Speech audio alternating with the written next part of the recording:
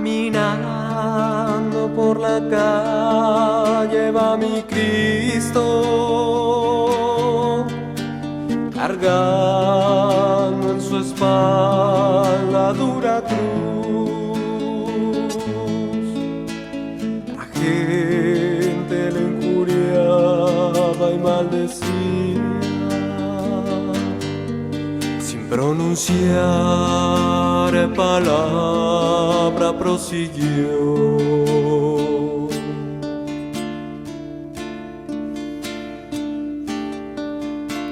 Llegando al lugar la calavera,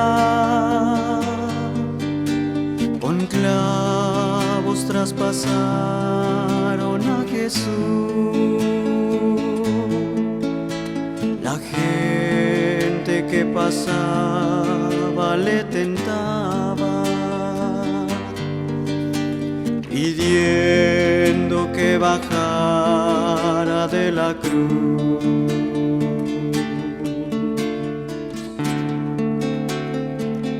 Mas él, pudiendo, no bajó, y así su sangre derramó, ya mis pecados perdonó, y en cero deuda me dejó.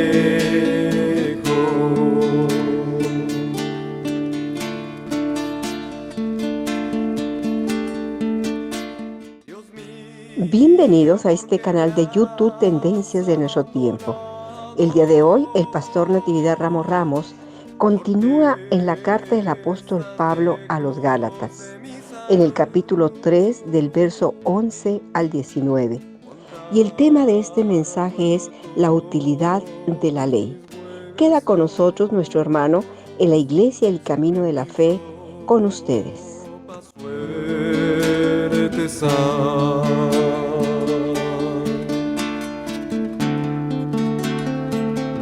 El sufrimiento soportó, y así su vida entregó. Ya mis maldades perdonó, y en cero deuda me dejó. Ante su augusto tribunal de la justicia celestial, porque hace tiempo él murió, y al tercer día resucitó, y de la cruz él no bajó, y así su sangre derramó, ya mis pecados perdonó, y en cero deuda me dejó.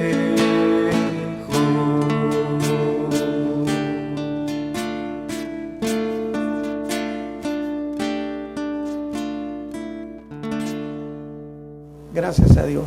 Bueno, mis hermanos, pues seguimos en la carta a los Gálatas. ¿Se acuerdan ustedes cuáles eran las dos cosas que cuando Pablo vino de su primer viaje misionero fueron a Antioquía a reportar el trabajo? Y Pablo, muy emocionado, les dijo: hermanos, Dios le ha abierto la puerta a los gentiles. Incluso yo decía, en griego también hay la idea de abrir el zaguán, que significa aquí cabe todo mundo.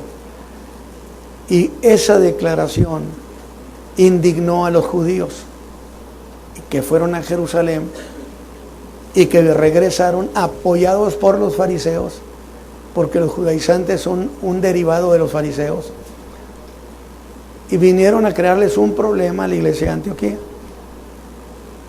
a Pablo y a Bernabé, y le dijeron dos cosas.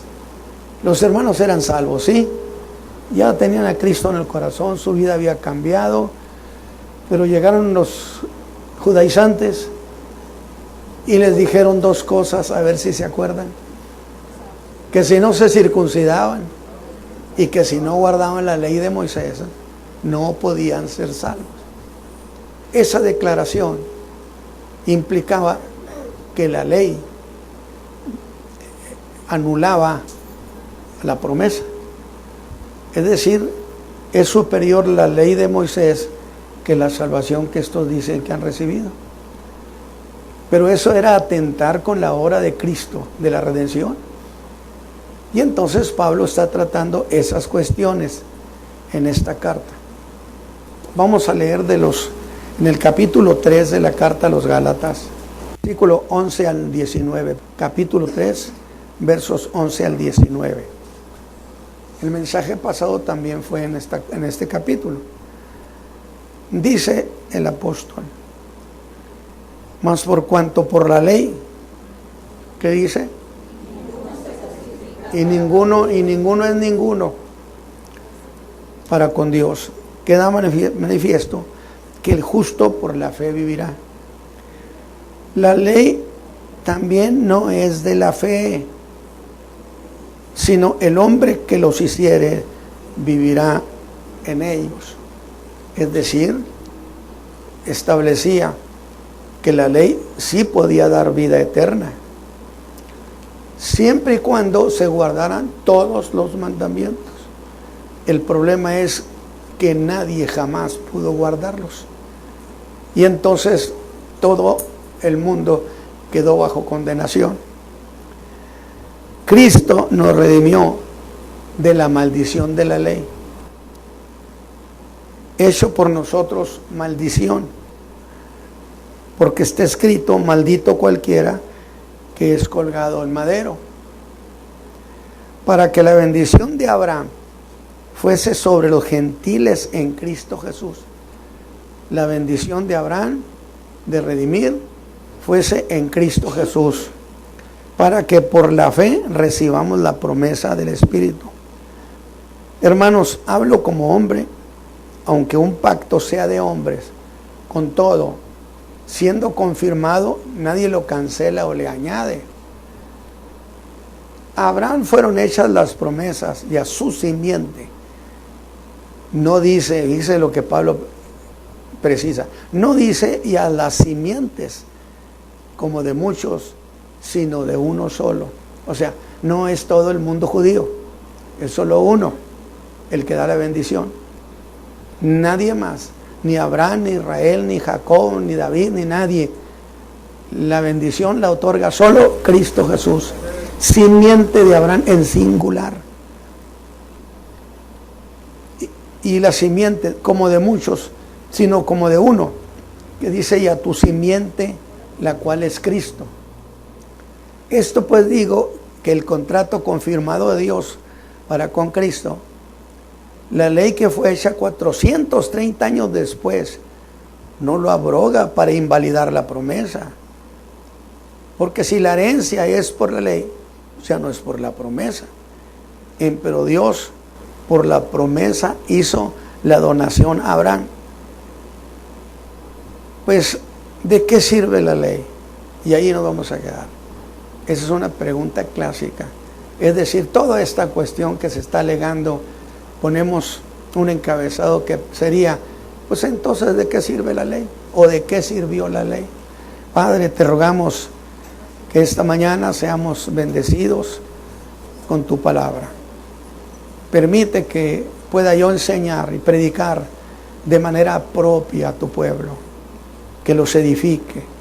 Abre pues el entendimiento de mis hermanos para percibir estas sutilezas. Por Cristo Jesús, Señor nuestro.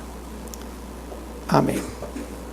Bien, de todo lo que hemos oído de lo que Pablo ha hablado, podemos hacer un resumen de las cosas que ha dicho sobre la ley. Uno, que la ley no justificó a Abraham, dijo Pablo. Que los que son de la fe son hijos de Abraham, y que los que no son de la fe no son hijos en la fe de Abraham. Y dirá aún más, que la misma Escritura vio desde siglos atrás que los gentiles serían justificados de la misma manera como fue justificado Abraham. Acuérdense que en el mensaje pasado dijimos, Pablo está argumentando, y luego equivale a que digan, bueno, hermanos, ¿qué caso tiene? ¿Qué les parece si mejor vamos por Abraham? Abraham es el padre de los creyentes, para que nos cuente cómo fue justificado y nos quitamos de tanta especulación. Y consecuentemente, todos los creyentes, todo el que es justificado, tiene que ser justificado a la manera en que fue justificado Abraham. Solo por la fe. Dice que le creyó a Dios y le fue contado por justicia. Y no pudo ser justificado Abraham porque la ley llegó 430 años después. Entonces no había manera de que coincidieran en el tiempo. 430 años antes de la ley, Abraham fue justificado. Categóricamente significa, la ley no tuvo nada que ver en la justificación de Abraham. Entonces, ¿cómo? ¿Qué tuvo que ver? La fe. Por eso dice, le creyó a Dios y le fue imputada justicia. Después, que todos los que están bajo las obras de la ley, fíjense bien, que todos los que estaban bajo las obras de la ley, y allí retaría a los judaizantes, los que quieren que la iglesia adopte el judaísmo. Y Pablo los reta en que, aunque fuera un solo caso, le mostraran donde la ley hubiera justificado a alguno, de tal manera que no pudieron traer como evidencia a uno solo que hubiera sido justificado por la ley. Vean la argumentación del apóstol. Pero todo ese decir del apóstol, más bien pareciera que está diciéndonos, entre comillas, que la ley es inútil. Digo, porque si está diciendo tanta cosa, bien podemos interpretar como que está diciendo que la ley es algo inútil. Y sabiendo que iban a pensar de esa manera, el apóstol mismo se adelanta con la pregunta del verso 19, que es donde leímos la primera parte, una cláusula. Pues, ¿de qué sirve la ley? O sea, si tiene tantos problemas, si Pablo está diciendo tanta cosa, pues tengo que pensar, y entonces, ¿de qué sirve la ley? Que es una pregunta muy apropiada y muy justa. Porque si la ley no logra nada en favor del hombre, en lo que se está discutiendo, entonces la ley es ociosa.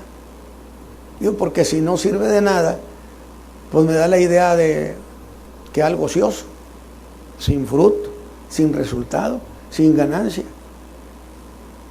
Y pareciera que por cerca de 50 años yo he hecho defensa contra los judaizantes.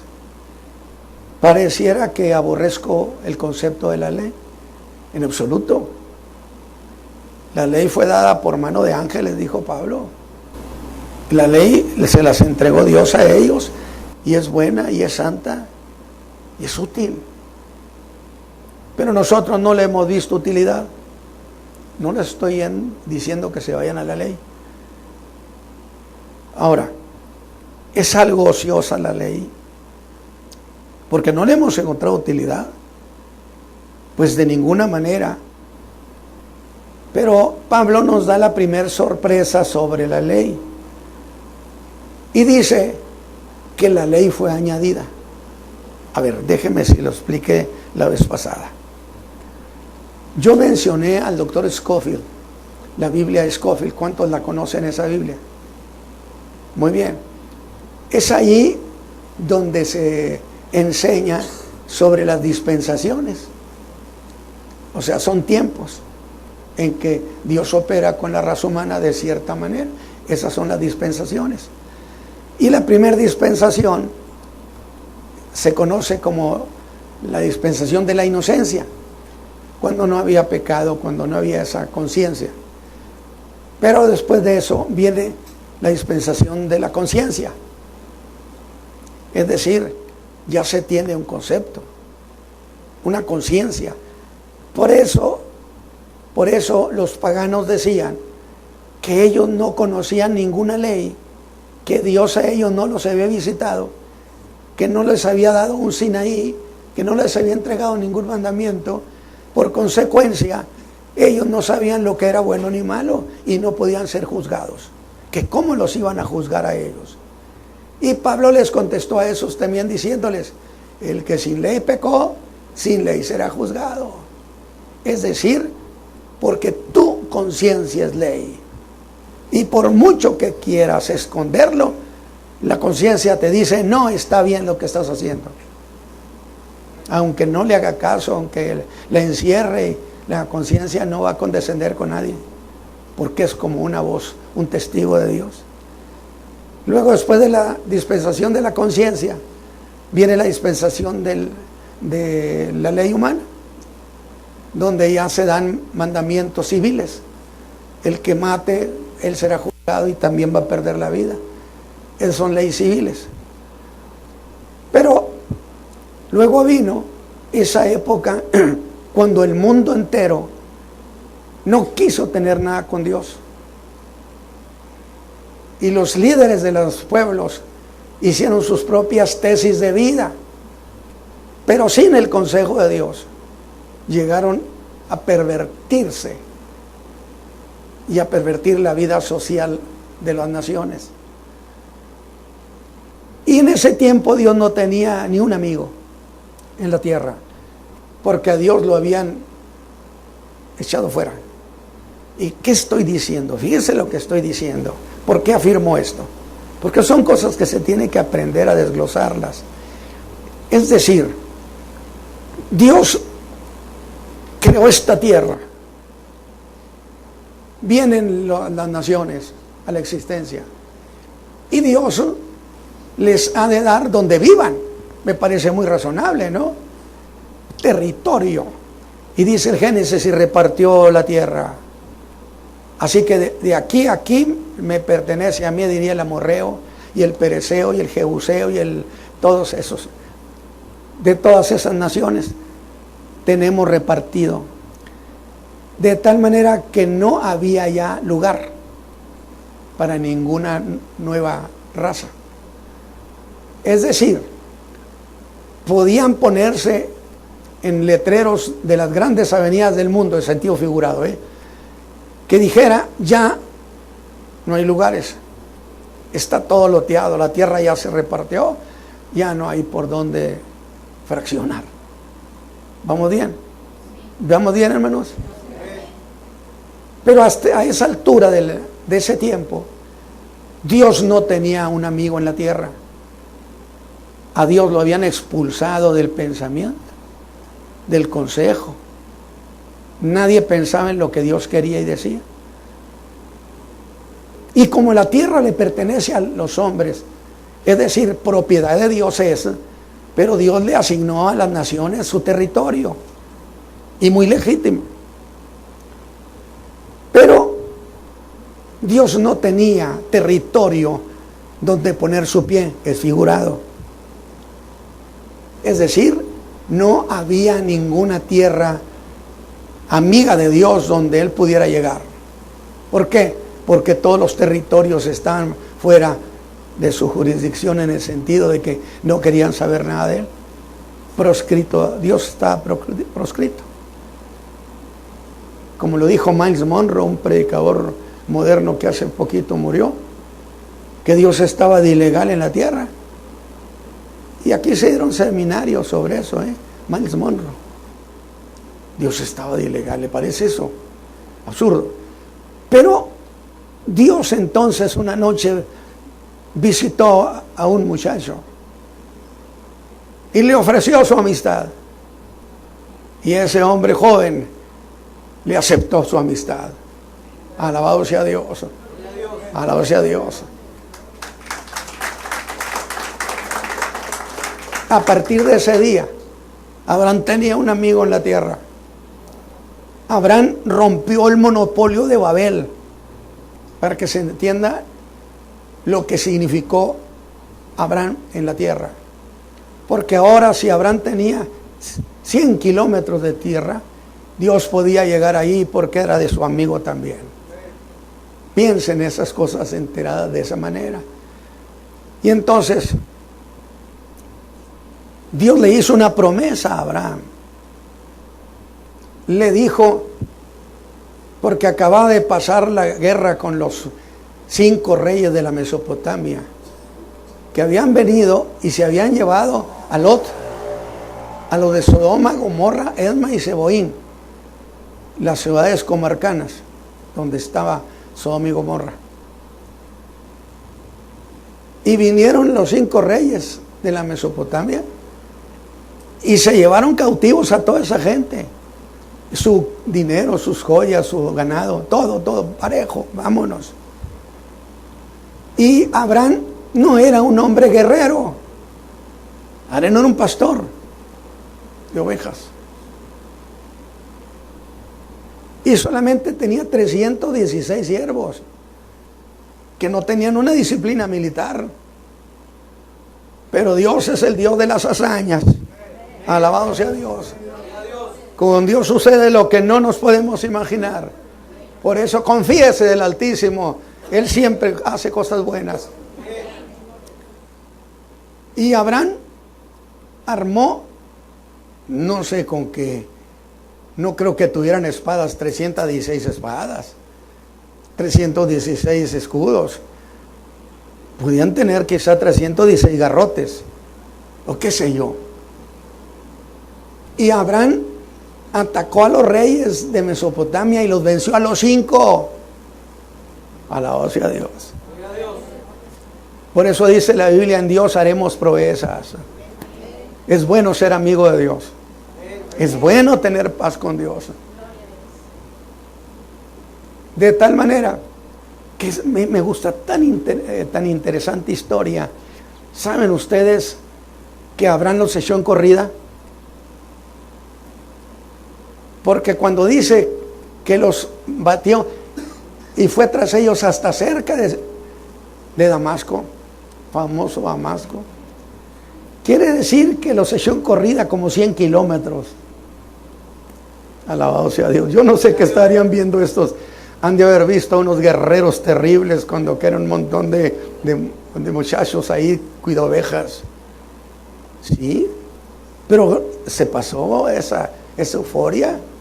Abraham regresó. Abraham regresó de la conquista, de la derrota de los reyes. Regresó las cosas a cada reino. No cogió ni una agujeta. Nada, dijo, no quiero nada. Y por cierto, cuando venía de esa guerra,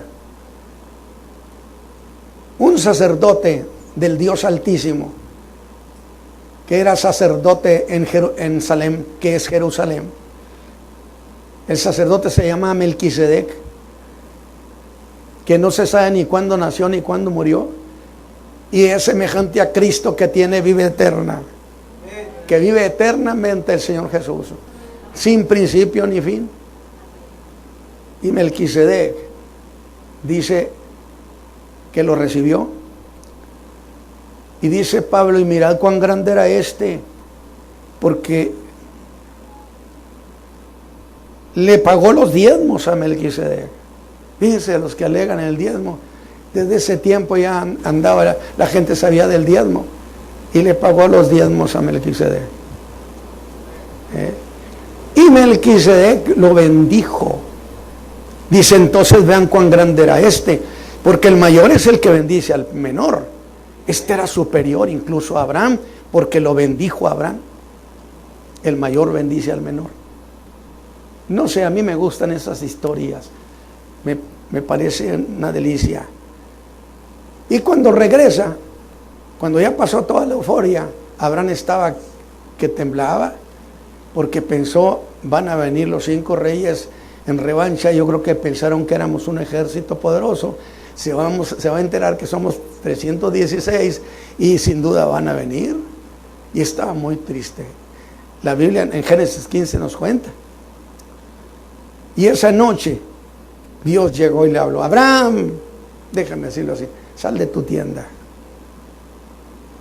¿Por qué estás triste? Porque no tengo heredero. Y el heredero es este señor de Damasco, el damaseno, Eliezer el damaseno, o sea, de Damasco. Era la zona ahí problemática. Ese es mi heredero. Y Dios le dijo: no, de Sara vas a tener un hijo. Sara tenía cerca de 90 y tantos años y era estéril además toda su vida. Significa, no es posible. Y Abraham le dijo, ¿cómo va a suceder si ella es una anciana? Y le dijo, ¿hay alguna cosa imposible para Dios? Y se la creyó. Abraham dijo, te creo. Alabado sea Dios. Y por haberle creído, Dios dice, te dejo justificado. Perdón, salvación de tus pecados. Borro tu vida pasada y empiezas de nuevo. Y Abraham fue justificado por creerle a Dios. De tal manera que establece la Escritura que los gentiles habían de ser salvos por la fe. Y le hizo una promesa: Abraham, en ti, en tu simiente, serán benditas todas las familias de la tierra. Luego la ley fue añadida a la promesa. Qué interesante. Luego la ley no es la parte, es una parte y no el todo. Lo más importante es la promesa. De tal manera que le dice, en ti serán benditas todas las familias de la tierra. Luego entonces la ley que llegó 430 años después fue un agregado, no la parte principal. La ley no predominaba sobre la promesa. No puede invalidarse una promesa. ¿O no dijo Pablo que cuando dos aún entre los hombres hacen un pacto y lo han ratificado, no puede invalidarse? Ni se le agrega ni se le quita. ¿Cómo piensa que en la ley invalidar la promesa que Dios le hizo a Abraham? Alabado sea Dios. Vamos bien, hermanos. Pero luego viene la segunda sorpresa. Y justo a partir de aquí, Pablo empieza a preparar terreno para dejar claro que la ley jamás fue dada para permanecer, que tenía fecha de caducidad, que esa añadidura era temporal. Fíjese bien, que la ley era temporal. Y usa la preposición hasta, que significa un espacio de tiempo que tiene fin. Hasta significa el tiempo que está vigente una acción. ¿Y hasta cuándo sería esa ley? Dice, hasta que viniera la simiente a quien fue hecha la promesa. ¿Quién es la simiente de Abraham? Cristo. Es decir, hasta que venga Cristo, simiente de Abraham, hasta ese tiempo la ley tendrá vigencia.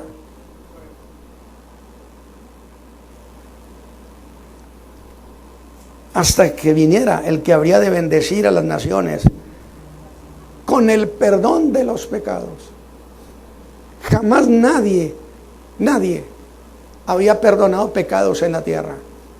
Sería un sacrilegio. Pero acuérdense ustedes de aquel paralítico que lo llevaban a entre cuatro, que lo metieron por el techo. Yo digo, qué atrevimiento, es que la fe es muy atrevida. No se detiene por nada. Empezaron a quitar el techo. Yo digo, sin duda empezó a caer tierra abajo. No se sabe si la casa era de Pedro o era del Señor Jesús. Pero si era de Pedro, Pedro el berrinches debió estar diciendo, nomás que yo vea que el Señor se molesta, van a ver estos. Pues no se molestó y pusieron al muchacho paralítico frente a Jesús. ¿Se acuerdan de eso? Alabado sea Dios. Estoy desglosando el hasta, esa preposición. Pero cuando lo ponen frente a Jesús, se desanima el muchacho. ¿Por qué? Porque resulta que ahí estaban también los escribas, los fariseos, los saduceos, los exégetas de la ley, los sabelotodo. Y ellos decían que nadie podía ser sanado si sus pecados estaban vivos. Si es un pecador, no tiene manera, de ninguna manera, de ser sanado. Y yo creo que aquel muchacho se colapsó en su ánimo y pensaría, ¿cómo voy a volver a mi casa cargando mi parálisis y aparte cargando mis pecados? Pero el Señor Jesús le diría, no te preocupes, yo sé qué hacer con tus pecados.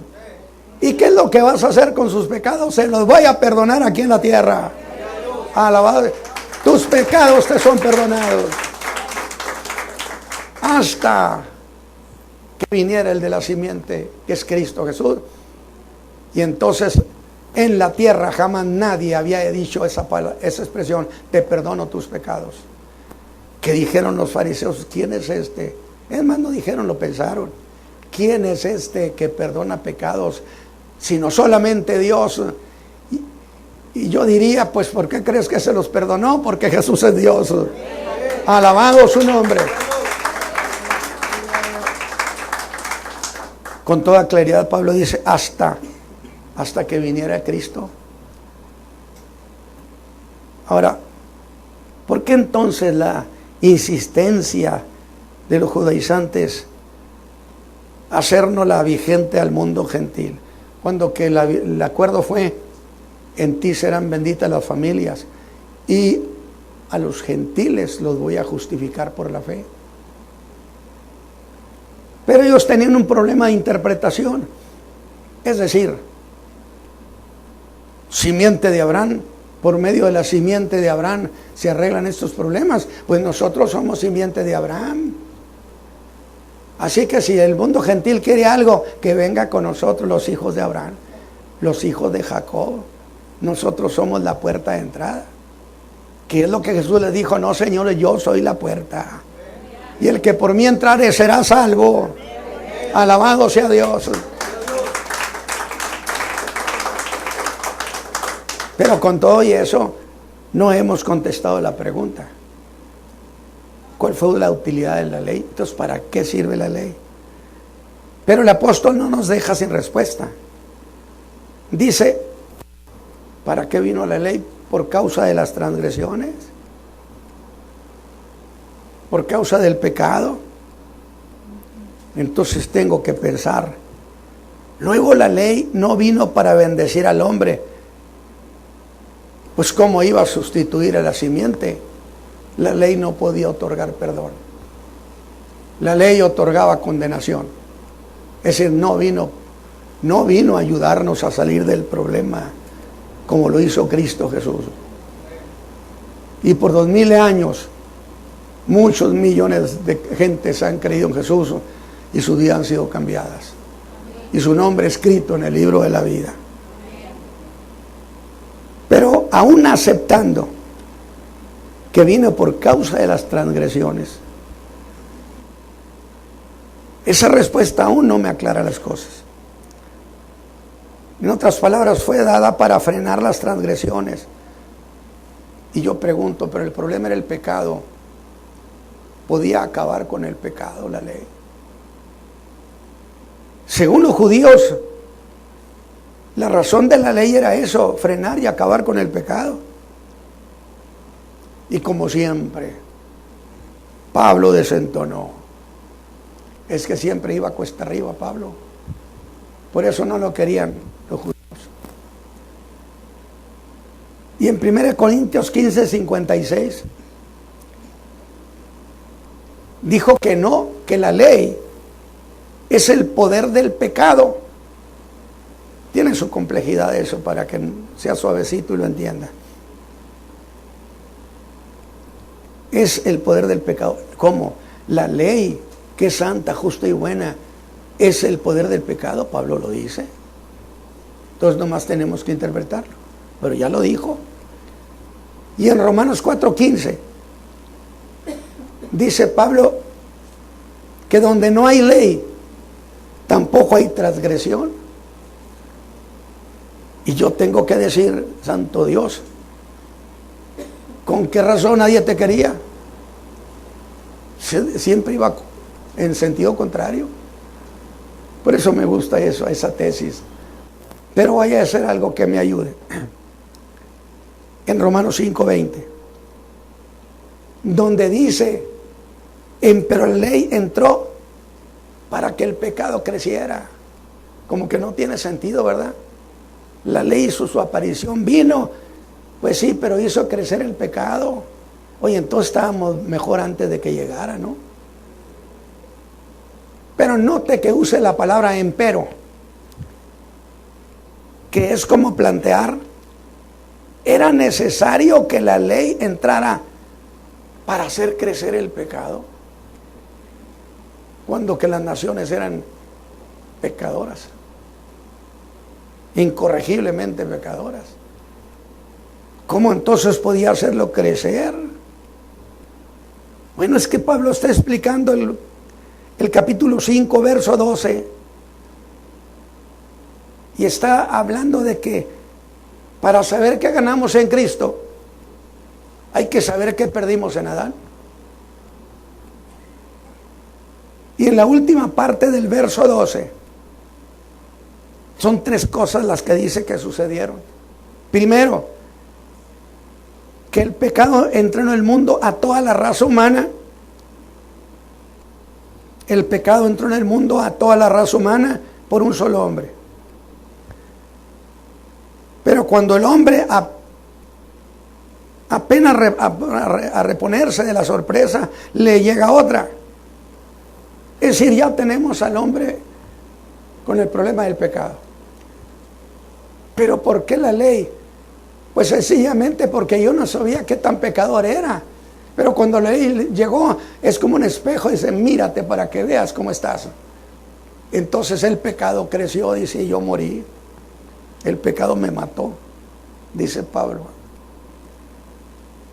Y entonces al tratar el tema del pecado, diciendo que entró el pecado por un hombre, llega un extraño a la vida de la raza humana, alguien muy extraño, y le preguntamos que cómo se llamaba, y nos dijo que se llamaba el pecado, y que él tenía dominio sobre todos, que a nadie se le podía escapar. Sin embargo, cuando apenas nos reponíamos de esa sorpresa de decirnos que él era el pecado y nos amenazó con que nadie podía salirse de su mano, resulta que vemos que viene otro tras de él. Estoy ilustrando,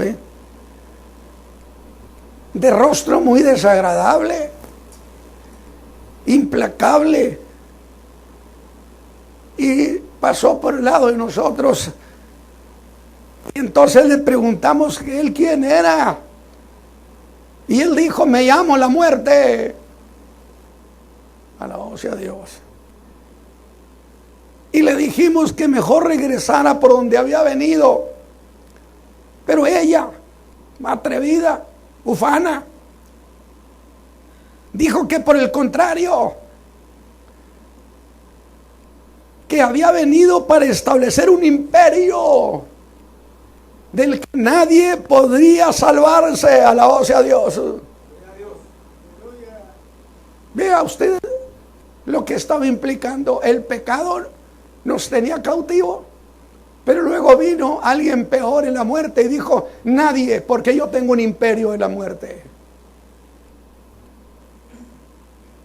Y que ese derecho de tener un imperio se lo había dado el pecado, porque por el pecado entró la muerte, dice la Escritura. De allí que diga la Escritura: por uno el pecado entró en el mundo, y por el pecado entró la muerte.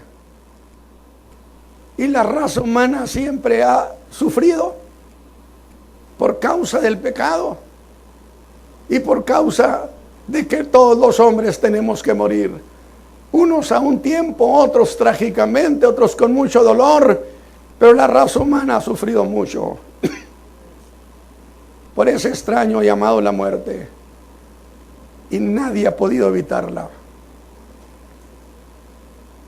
Pero la pregunta es: oye, hermano Ramos, ¿pero qué tiene que ver todo esto con la pregunta de que para qué servía la ley? Parece que usted anda por otro lado. Es que la ley entró por causa del pecado, y por el pecado entró la muerte. Por lo que sí tiene razón. Y entonces Pablo pondría el pecado y la muerte frente a la ley de Dios, un poder extraordinario. Y le diría a la ley: a ver qué puedes hacer contra estos dos enemigos de la raza humana.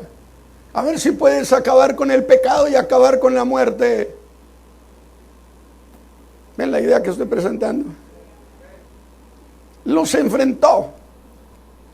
Lo enfrentó al pecado y a la muerte contra la ley, rogándole a la ley que hiciera algo. Que los hombres querían servir a Dios, pero que no lo dejaba el pecado. Que los hombres, la raza humana, quería vivir, pero que la muerte atrevida les cortaba su vida pronto. Por lo que el tema sería el pecado y la muerte frente a la ley. Pero ¿pudo la ley hacer algo contra el pecado y contra la muerte? ¿Vamos bien con la idea, hermanos? A mí me fascina eso.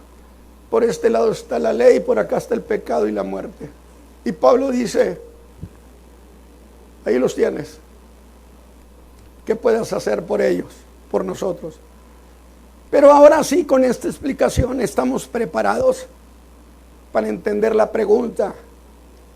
Si la ley no justifica, tampoco podemos pensar que cuando la ley fue entregada hubo un despliegue de ángeles, de fuego, de manifestaciones.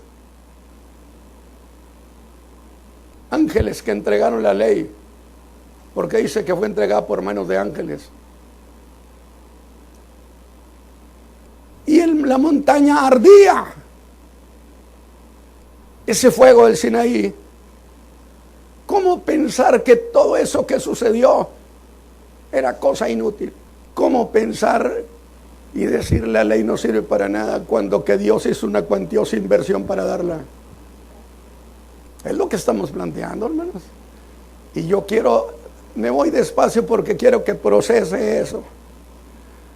¿Cómo podíamos pensar que todo aquel despliegue de ángeles, de fuego sobre el Sinaí, el monte que temblaba, cómo podemos pensar que era cosa inútil? ¿Acaso Dios hace cosas ociosas? Entonces la ley tenía una razón de haber llegado. De lo contrario, Dios sería un mal inversionista. Eso es lo que trata de aclarar en la pregunta. Y vuelvo entonces a decirle a Pablo, entonces, ¿de qué sirvió la ley? ¿Ustedes le preguntarían lo mismo? Ningún momento es más oportuno que este para hacerlo. Y el apóstol nos diría, bueno, pongamos la ley frente a estos dos temibles enemigos de la raza humana y ver si ella puede hacer algo con ellas. A ver si puede acabar con el pecado y a ver si puede cancelar la muerte de la raza humana. Resulta que trata de resolver esa pregunta haciéndonos pensar algo como esto. ¿Quién es más viejo en la tierra? O sea, ¿quién tiene más años en la tierra? ¿El pecado o la ley? Claro que sí. Pero la ley es más antigua hasta que la misma muerte. La ley es más antigua que la misma muerte. No, porque la ley llegó 430 años después de Abraham. Y ya tenía miles de años pecando y miles de años muriéndose. Entonces, presencia ancestral tenían el pecado y la ley. El apóstol diría, claro, es que cuando la ley llegó, el pecado y la muerte ya tenían un imperio. Eso es lo que estamos tratando de aclarar. ¿Qué pasó con ese imperio? ¿Quién pudo desbaratarlo? Para decirle gloria a Dios en los cielos. Para decirle gracias porque has acabado con esos dos enemigos de la raza humana. La muerte ya tenía imperio de hace muchos siglos. Miles de años pecando y miles de años muriendo. Pero, ¿qué sucedió cuando la ley llegó? Eso es lo que estamos viendo. No sucedió nada. No pasó nada. No sucedió nada. El hombre siguió igual que siempre. Siguió esclavo del pecado. Atrapado por el imperio de la muerte. Por eso a mí me gusta cuando prediqué sobre Corintios.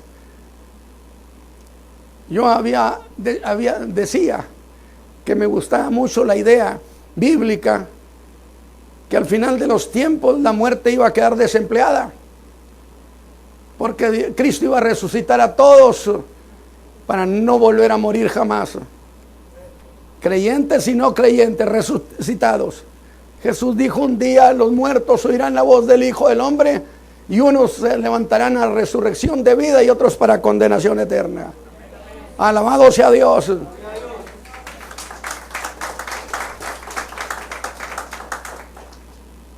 Y me gustó mucho esa idea. La disfruté. Yo veía la muerte cuando el Señor Jesús, entrégame los muertos que están en la mar.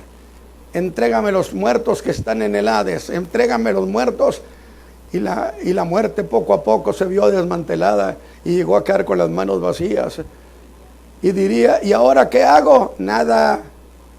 Has quedado desempleada porque ya no tienes uso. Alabado sea Dios. Alabado sea Dios. Eso no lo hizo la ley.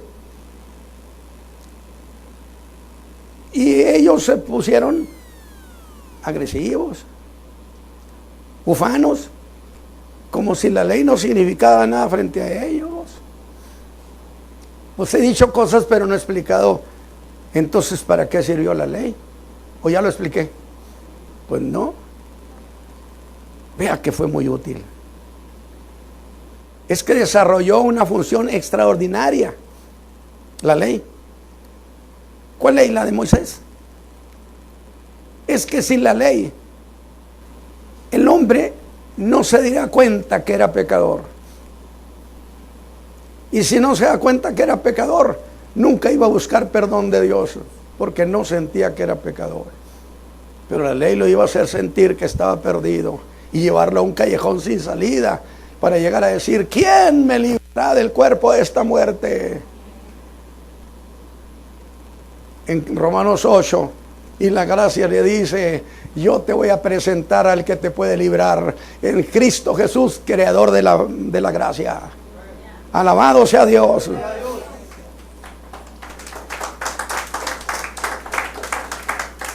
Así que la utilidad de la ley fue manifestar a los hombres la condición en que vivía. Y ya que sabes, le diría a la ley: ya que sabes cómo estoy, ayúdame. Y ella me diría: es que a mí no me mandaron a ayudarte, a mí me mandaron a condenarte, para que te des cuenta que estás viviendo en condenación irrevocable y que un día serás llevado a juicio.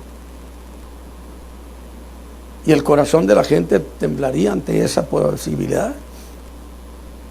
Y yo le digo: pero ¿por qué? A la ley le digo: pero ¿por qué no puedes hacer nada? Algo deberías de hacer. Ella me diría: pues ¿cuándo prometí yo hacer algo? Yo nomás dije que venía para decirte: mira, vete en este espejo, eres pecador. Y este es el problema tuyo. ¿Le estamos encontrando utilidad a la ley? ¿Cuál? Concientizar al hombre de que era pecador y que necesitaba perdón de sus pecados, que buscara ver quién es el que perdonaba, y así nos llevó hasta Cristo Jesús, el que sí perdona los pecados. Entonces, el apóstol no menosprecia la ley. Al contrario, dijo que es santa y buena, y muy santa y muy buena. Pero para hacer algo en favor del pecador, se declaró insolvente, incapaz. ¿Pero qué? ¿Le están encontrando utilidad a la ley? Sí, cómo no. Vino a despertarnos de nuestra inconsciencia para decir: no te confíes, mira, esta es tu condición ante Dios y es irrevocable. Fue ordenada por mano de ángeles. Luego entonces, si los ángeles intervinieron, pues creo que entonces yo tengo que reconocer que es algo muy valioso, algo grande. Pero contra todo y eso, no podía hacer nada por el pecado y por la muerte. Buena, bonita, excelente, extraordinaria ley, pero de nada me sirve para esto. Pues, entonces, ¿en qué te ayudó? Pues es que me hizo darme cuenta que estaba en pecado y yo estaba muy a gusto, pero ahora ya me doy cuenta que estoy mal. Amén. Eso es lo que yo pretendo enseñando y predicando este evangelio. Que la gente diga: yo sé entonces que necesito un Salvador. Y que tengan la certeza que sí hay Salvador. Pero haciendo eso, hizo que el hombre sintiera necesidad de ese Salvador, necesidad de esa bendición que iba a dar el hijo de Abraham. Entonces, si el hijo de Abraham había bendecido a los de Antioquía y a las regiones de la Galacia con la salvación, ¿qué derecho tenían estos atrevidos al querer invalidar al hijo de Abraham que nos había dado esa salvación? Porque decían, claro, y lo siguen diciendo, es necesario. Es decir, mira, tú y yo, y este concepto lo tenían en la iglesia de Éfeso, era gentil y judía. Y decían, había una legata: mira, gentil, tú y yo judío y tú gentil, somos salvos igual que todos por Cristo. Hasta ahí estamos bien. Sin embargo, yo tengo un plus, un valor agregado, un IVA. Somos salvos por Cristo, pero además de eso nosotros somos hijos de Abraham. Sacaban la credencial, que no se ha dado cuenta que somos hijos de Abraham.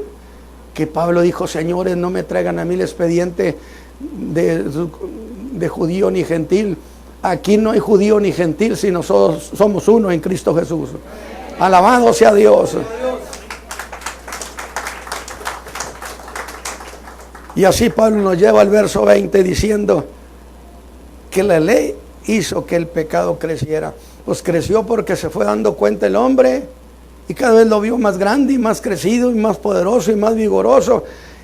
Y en el capítulo 7 a los romanos dirá, es que yo quiero servir a Dios, pero resulta que no puedo porque encuentro la ley del pecado que mora en mí, no me deja. Gracias, y entonces clama, ¿quién me librará? Eso es lo que la ley quería, que te veas necesitado, imposibilitado y que le grites y preguntes, ¿quién me puede librar? Para que te contesten que el Hijo de Abraham te puede librar. Alabado sea Dios. Cristo nos salvó, nos redimió de la ley del pecado y de la muerte. Entonces, ¿si era útil la ley? ¿En qué sentido era útil? Sin la ley, la raza humana no nos hubiéramos enterado que andábamos mal. Lo que Pablo llama el delito. Pero déjame decirle, ¿qué tan grande era el delito que nos alcanzó a todos? Bueno, dije que para saber lo que ganamos, necesitamos saber qué tan grande.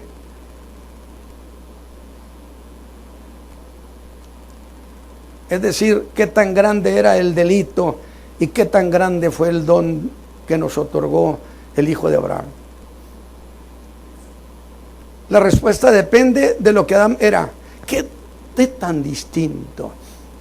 ¿Qué diferencia habría entre Adán, que pecó y caímos todos con él, y Cristo, que no pecó y nos redimió y nos hizo una nueva raza con él? Porque los cristianos somos nueva raza, y a mí me emociona saber eso. Pablo lo dice, somos un nuevo pueblo, y aquí no hay gentil ni hay. Pues entonces, ¿qué somos? ¿Y qué? Somos la iglesia, pero somos gentiles, y somos la iglesia, pero judíos. No, Señor. Esos son conceptos que se utilizan, pero no es propio. La realidad es que somos una nueva raza y que somos descendientes de Cristo Jesús. Somos hijos de Dios por Cristo. Una nueva raza. Y entonces, ¿sabe por qué me emocioné yo una vez?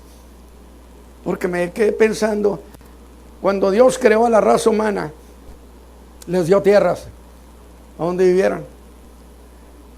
Y cuando tuvo que traer a la existencia un nuevo pueblo, los hijos de Abraham, pues tuvo que darles tierra. Pero la tierra ya estaba loteada, ya no había nada que repartir en el mundo. Y si nosotros somos una nueva raza, pues creo pensar que en algún lugar tenemos que vivir, porque no dejamos de existir para que no se piense. Mire, es que a veces se afigura de que es algo así etéreo, sutil, que no. Es una existencia consciente como la que tenemos ahorita. Y de tal manera, porque la Biblia dice que cielos nuevos y tierra nueva. Y yo digo, ¿y para qué los quieren? ¿Quién va a vivir allí? A mí me emociona mucho. Si somos una nueva raza, por lo menos yo puedo especular que tiene que haber un lugar donde vamos a vivir. Amén. Alabado sea Dios. Y si van a crear cielos nuevos y tierra nueva, entonces tengo la oportunidad de ver cómo se crea un cielo y una tierra. Porque nada más por la Escritura me emociono al saber que cuando Dios creó, los ángeles de Dios aplaudían. Dios le dijo a Job, ¿cómo puse su piedra angular? ¿Cómo la calculé, hombre? Porque la tierra fue creada con inteligencia, con alta ingeniería. Y nosotros nomás la platicamos porque dice el libro de Job. Pero ¿qué pasaría si nos concediera ver la tierra nueva que va a crear para nosotros? No la haga doctrina esto, eso es especulación mía, pero creo que hay un apoyo bíblico. Es decir, una cuestión razonable. Si somos una nueva raza, ¿que vamos a sacar a los hebreos, a los israelitas, o vamos a sacar a los de Centroamérica para vivir? Cielos nuevos y tierra nueva, donde more la justicia.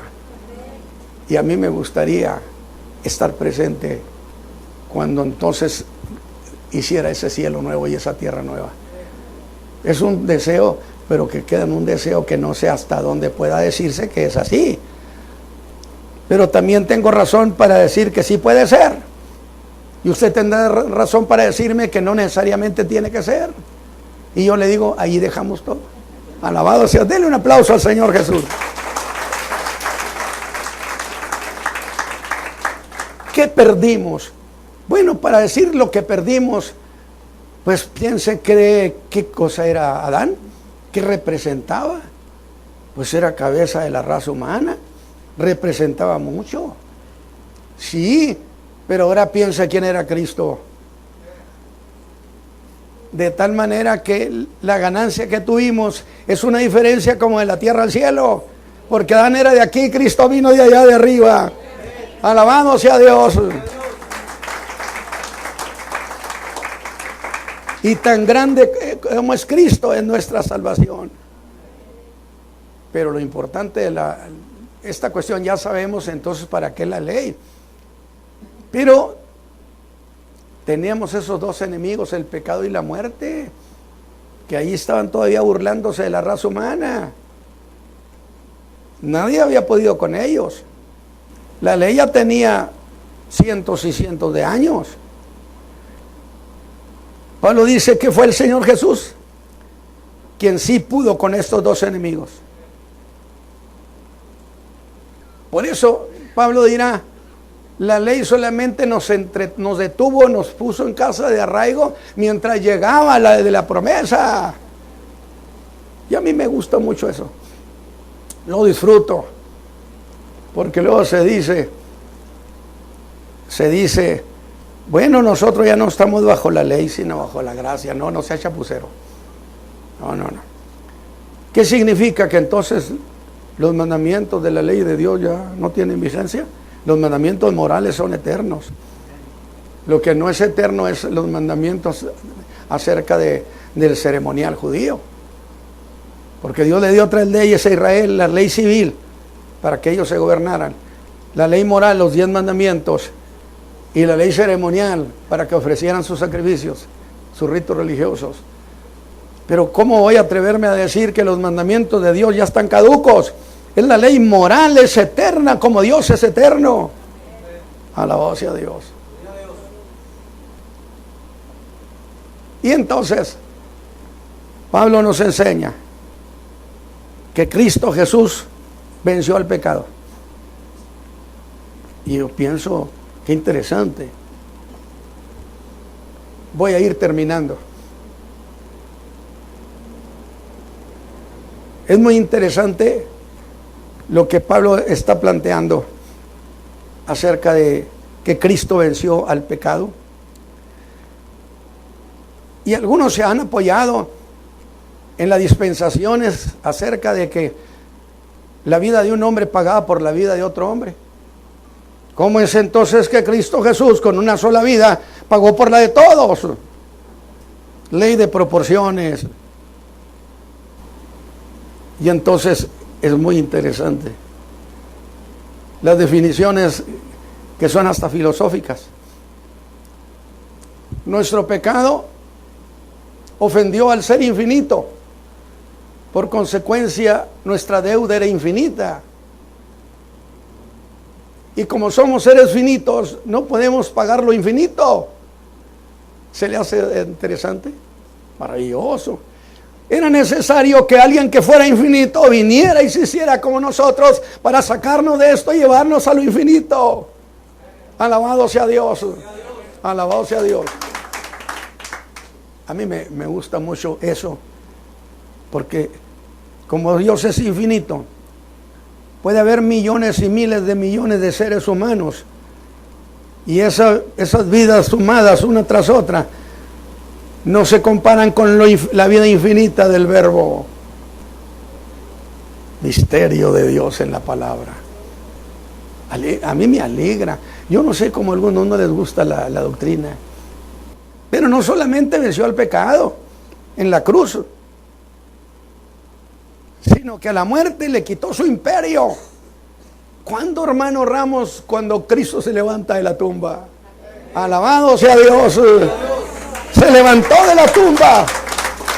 victorioso.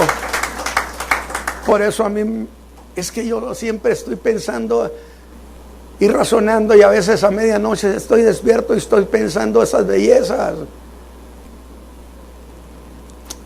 El ser infinito se hizo uno de nosotros, sin dejar de ser infinito, para pagar la suma de toda la vida de todos los hombres. Le quitó a la muerte su imperio. A mí me llena de gozo. Y un día los que han muerto en Cristo saldrán de sus tumbas llenos de gozo. Amén.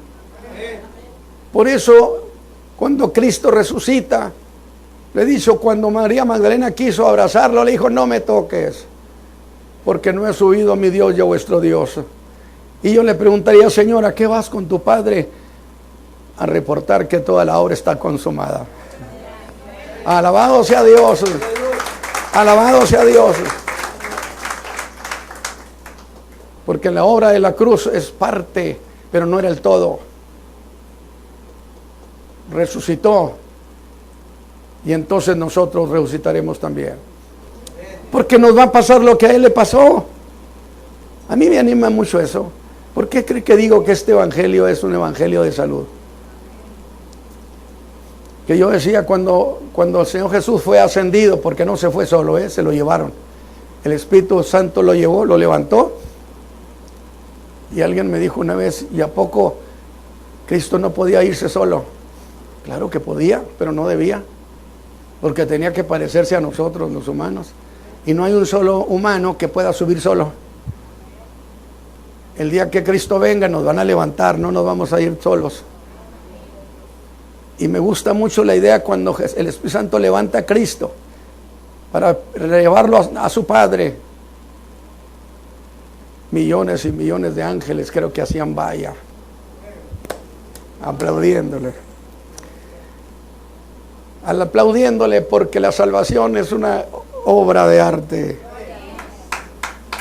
Una obra de ingeniería salvadora.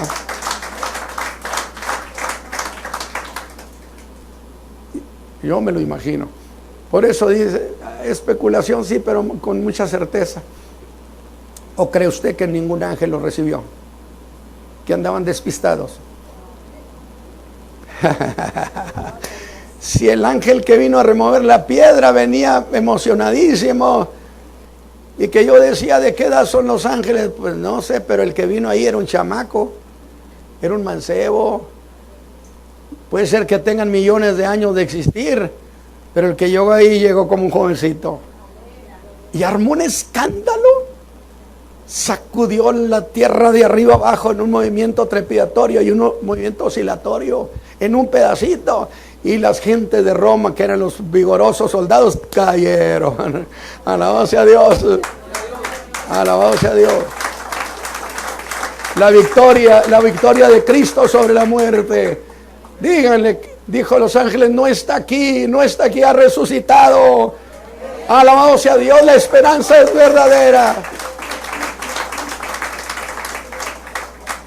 Y yo me imagino cuando va cruzando entre millones de ángeles que le hacen vaya, y el Espíritu Santo llega con el Padre para decirle, te entrego a tu Hijo, viene victorioso de la tierra.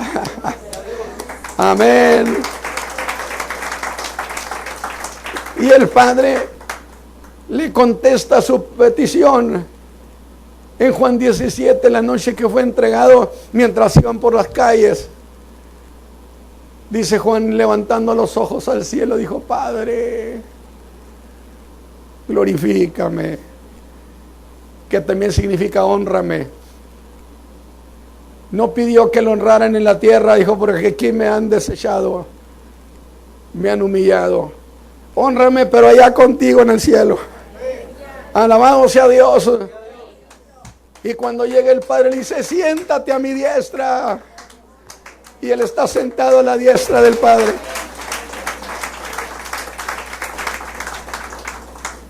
Venció la muerte.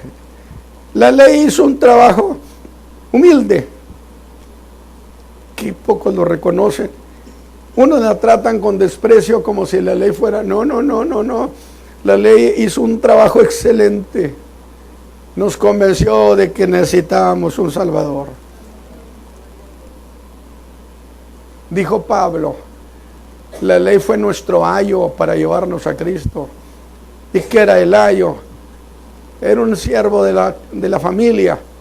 Y le decían, tú cuidas a ese chiquito, ese chiquillo, y me lo llevas a la escuela. Y dice Pablo, la ley fue nuestro ayo que nos agarró en la mano y dijo, ven, te voy a mostrar. Y nos educó. Y entendimos entonces. Qué maravilloso. Entonces la ley no está peleada con la promesa de Abraham. Nadie debe poner los enfrentamientos. Pero a mí me alegra que Cristo venció la muerte. Y entonces, déjeme esto, a mí me alegra. Porque yo no entiendo por qué a veces los creyentes viven muy tristes, como si fuera una desgracia ser creyente. No, hermano, es que yo sufro mucho. Pues ya deje al Señor para que ya no sufra. Digo, pues si el Señor tiene la culpa, pues ya déjelo. ¿O no es así? Tiene una lógica.